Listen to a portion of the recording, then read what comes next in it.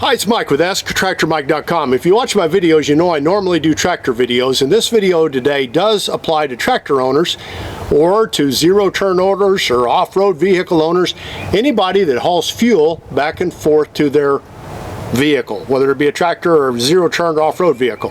You probably got at least one of these, maybe some of them are yellow. You haul fuel back and forth, and when you tip them up, they don't pour. The fuel just kind of trickles out. It's because they need a vent, and we're going to show you how to put one on today. That's one problem we're going to solve. The other problem we're going to solve is with a product that's made by my sponsor, WD-40 Company, and it's a product that I keep on my workbench all the time and use it to clean fuel tanks. Let's talk about that first. You know, if you're like me, I put my fuel tanks in the back seat of my pickup truck and haul them to the gas station, and then I pull them out, fill them up, and leave them in the back of the truck on the way home so I don't get fumes. Well, sometimes they just get nasty, and if you want to clean them, the best product I found is a WD-40 product that I keep on my workbench. It's called WD-40 Specialist Machine and Engine Degreaser Foaming Spray, and it works like a miracle cleaning up old fuel tanks with fuel, diesel, or gas residue all over them. Here's an example today. This is a diesel tank that I carry back and forth and fill up my tractor with. It was left at this place by the previous owners. It was nasty.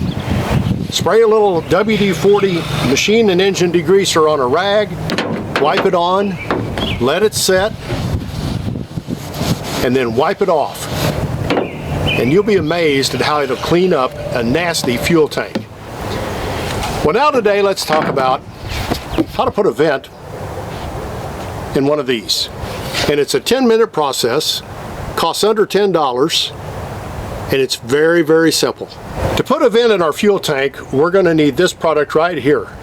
It's made by a company called Haltech, and I'll put the part number down in the description below. You can Google it, you'll find them all over the internet. What it is a tire valve for big trucks, and it's made out of metal, heavy built, with rubber grommets on both sides.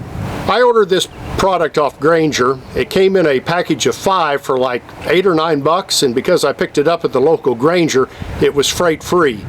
I've seen them as low as 97 cents, but the freight will be way more than that. So I'll put the part number down below. You can get them anywhere, but it's just a tire valve. Now once we get this product, it's got a cap on it that we're going to take off and save for use later. It's got a rubber grommet that we'll use later. It's got a washer that we'll use later, and a nut that we'll take off. Now before we put this on, there's one more thing we've got to do to it. Because it's a tire valve, inside it is a core that we're going to take out with one of these little tools that removes a tire core. There, that's what we're taking out right there. And so I can see you. We've got just a tire valve with no guts in it. Now to install this, we're going to need a long wire, twice as long as our bucket is wide at least. It needs to fit easily through the tire valve, but it needs to be heavy enough we can put a kink in it and hold the tire valve in place while we install it. We need a drill with a 1/2-inch drill bit, and we need a little adjustable wrench. That's all we need.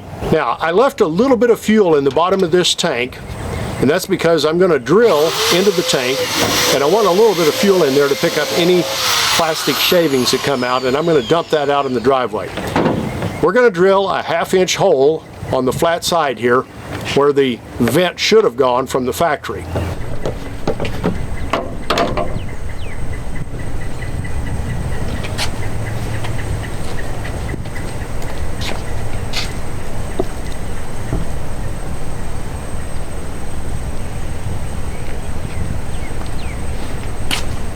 Once we have that hole drilled, we're going to feed our wire back through that hole to the main opening of the gas can or diesel can.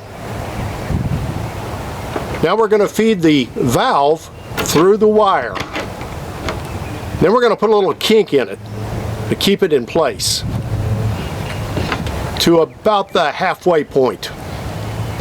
We want to get it far enough on when we pull the wire back to place the valve in place, there'll still be a little bit sticking out of the back of the fuel tank, so we can pull it back out. Now we're going to pull the tire valve back through so that the threads show out the back of the fuel tank. Now we're going to put our grommet down over the stem, and then our washer,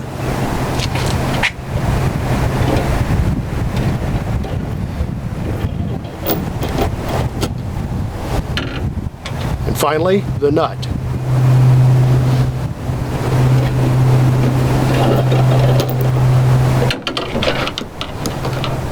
We're going to pull on the wire so we can tighten the nut. Once you get it started, the process is almost done.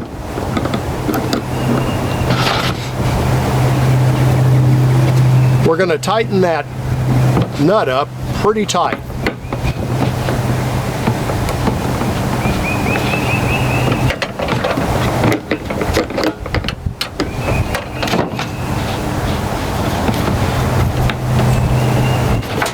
When we're all done with that, we're going to pull our wire out, and we have a nice looking and functioning vent.